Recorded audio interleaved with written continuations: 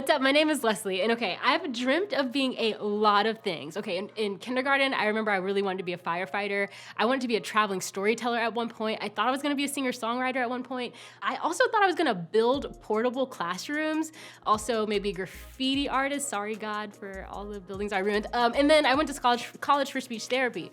But if you would have asked me like early high school what I wanted to be when I grew up, I swore I was gonna be the first woman in the NBA. And some of your small group leaders are laughing because they know exactly what movie I was watching to get that idea. Y'all, listen. I'm a painter. There is not a single athletic bone in my body, but when I was younger, I would make my dad come out to the driveway after work and play me in a game of 21 just about like every night for probably all of 2 weeks, but I swore I was gonna be in the NBA, right? I thought I was getting good too, because like I was winning. Looking back now, obviously he was letting me win, but it's fine, okay? Like he'd go back in the house and I'd be like, Dad, I'm just gonna stay out here till I get like 100 in a row. I mean like 10 in a maybe 3 in a row. I don't know. Like I literally spent most of the time chasing the ball like down the street. But if you would have asked me what I wanted to do when I grew up, I definitely would have said play professional basketball.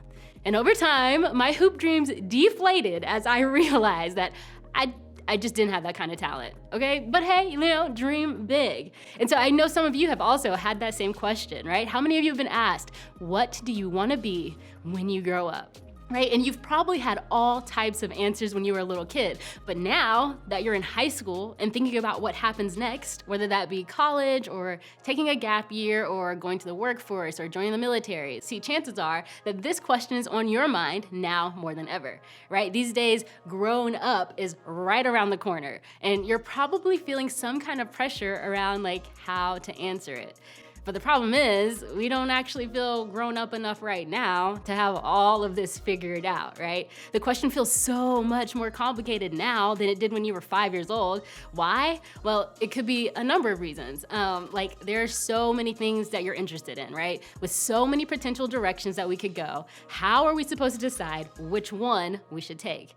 Or maybe it's that nothing seems to really interest us enough to make our whole lives about it, right? Like how are you supposed to know right now while you're 15, 16, 17, 18, what you wanna do forever, right? The idea of having to pick something right now at this stage just seems a little stressful, okay? Or maybe we're not even thinking about the future. Maybe you're thinking the future, I'm still trying to figure out how to keep my room clean right now. Like, come on, like I can't be bothered with thinking about the future. That's like a ton of life plans. Or maybe you feel pressure to have it all figured out because everyone around you seems to have a plan, right? You sit next to that kid in geometry class who's like, I'm gonna be a neurosurgeon, it's gonna take about 3.5 years, I'm gonna go to this school, I'm gonna do all this, and they have it all laid out and they know how they're gonna make it happen. And maybe that's just not you. Or maybe you just don't have the energy to think about the future because there are too many problems right now, right? Maybe your family is struggling to make ends meet, and so to make future plans, it feels like a luxury that you don't have right now. Like I know that was part of my story in high school. So like in the church world, we ask a similar question to this, right? We ask a similar question to what do you want to be when you grow up? Except in the church world, ours sounds more like, what's God's plan for your life? Or to get real churchy, probably the one I heard the most often was, hey, have you figured out your calling, God's calling for your life? Like talk about pressure. That is a huge question. And when you bring God into it, it sometimes feels like even more pressure. That's why we want to get it right? Because we want what we do with our lives to mean something. We want a sense of purpose. In fact, you could put it this way. The question we're all really asking deep down in some way or another is, what difference can I make? All right, so that's what we're gonna talk about today, okay? We're gonna look at a passage of scripture written by a guy named Paul, who we've talked about a lot in this series, right? It's actually a part of a letter that he wrote to some Jesus followers in a city called Corinth. He said this, after all, who is Apollos? Who is Paul? We are only God's servants through whom you believed the good news. Each of us did the work the Lord gave us. I planted the seed in your hearts, and Apollos watered it. But it was God who made the seed grow. It's not important who does the planting or who does the watering. What's important is that God makes the seed grow. The one who plants and the one who waters work together for the same purpose, and both will be rewarded for their own hard work. For both are God's workers, and you are God's field. You are God's building. Okay, so first things first, okay?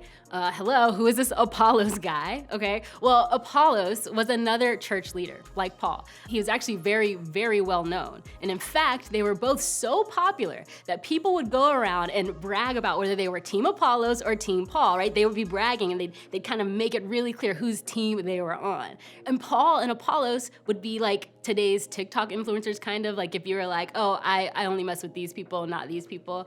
But Paul is saying that people are looking at it all wrong. Instead of deciding who's more important and who has done better work, Paul levels the playing field, right? He says we are God's servants. Paul is telling us that that is what matters, not what we're doing, but how we are doing it and for what purpose. All right, and then he starts talking about plants. Okay, now if you're like me, you understand that keeping plants alive is a lot of hard work, okay? There's the watering, there's the right amount of sunlight, there's all the other things I don't really know. Like that's maybe why I've killed several plants in the last 2 years, but trust me, it's more difficult than it sounds, right? Paul is saying that when it comes to plants, the person who does the planting has a specific role. And then the rain plays a specific role. The sunshine has a specific role. Everything plays a part, so it would be dumb, it would be pointless to sit there and argue about which role matters more, right? Which role is more important is the wrong question. A better question is, did each role accomplish what only it could accomplish? In other words, it's possible that you and I, we're spending a lot of time trying to imagine a future that impresses the most people or makes us the most money or has the most influential outcome, when we should be asking, am I doing what only I can do? Am I doing what only I am uniquely wired to do? When this becomes the question we ask, we can stop worrying if our future plans are big enough or if they'll make us famous or earn us the most followers. We can stop stressing out about whether or not we've chosen the right career path to go into. Our career doesn't have to be our purpose for living, right? How we pay the bills can be different than the hobby or the interest that we have, that we're uniquely wired to do in the world. When Paul says that each one did the work the Lord gave them, he pointed out that everyone's work was different. Each person is uniquely gifted to do something. The point isn't to create the biggest or highest paying future or the highest purpose, right? The point is to do the thing that's just for you to do. The point is, God is behind it all. No matter what you do, no matter what part you play, every part, no matter how big or how small, matters. Participating matters. Doing your part, showing up is what matters. And so maybe you're asking, okay, I get it, but what's my part? Well, okay, this might be the most freeing thing I say in this whole talk. Listen closely. Your part is to be who God created you to be right here, right now. See, I spent a lot of my life thinking I had to choose one purpose in order for me to have the kind of impact I wanted to have on the world. I had talents in a lot of different areas, and people would constantly say you're not gonna be successful, you have to choose one and focus on that one. See, the biggest problem became that I was trying to find what that purpose was. I thought that as soon as I got that figured out, everything else would come together, right? I saw it as kind of a choose your own adventure book, right? Have you ever heard of these? It's one of those books where you read, you get to the end of the chapter, and then there'd be a question like, if Brian makes the winning shot, head to page 54. If Brian misses, go to page 62. And whatever you decide determines how the rest of the story goes. That's kind of what it felt like, right? That's what finding your purpose can feel like. Like there's one decision that sets the course for everything. But that's not really how it works. We don't have one purpose to find, we have a bigger purpose to join. And that's God's purpose. Our responsibility is to bring what we have and to join in with what's already happening. This isn't a one-time thing that happens when you pick your elective courses or when you decide whether or not you're gonna go to college or you decide what to major in. This is an everyday choice to do the next right thing. It's a decision to participate in what God is doing right where you are. Okay, so listen, let me put it this way. Your purpose isn't your job. It isn't your financial status. It isn't your relationship status, like whether you're gonna get married or stay single. It's not even the future parental role that you're thinking of like, oh, if I'm gonna be a biological parent or a step parent or a foster parent or adoptive parent or no parent at all. It's none of those things because listen, all of those things can change.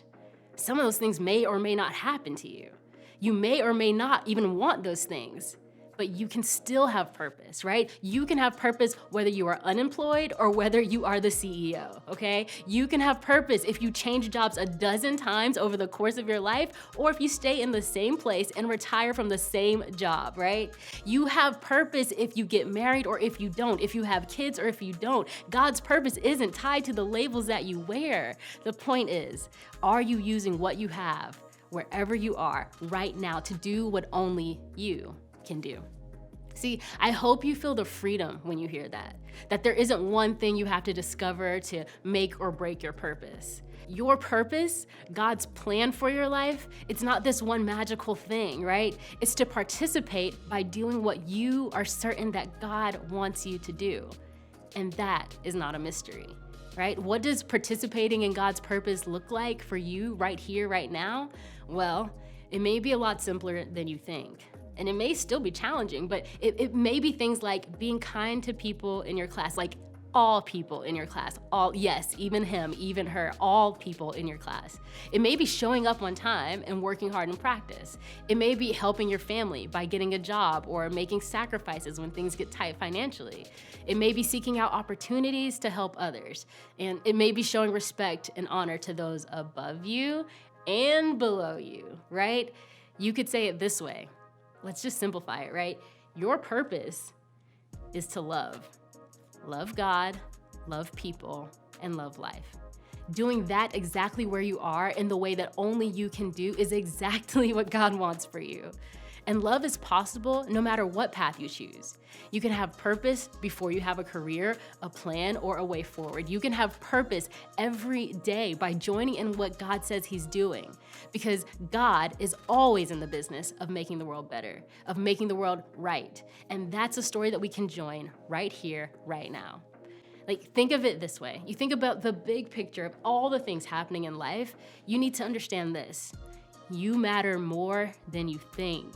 You can be part of what God is doing to make the world better.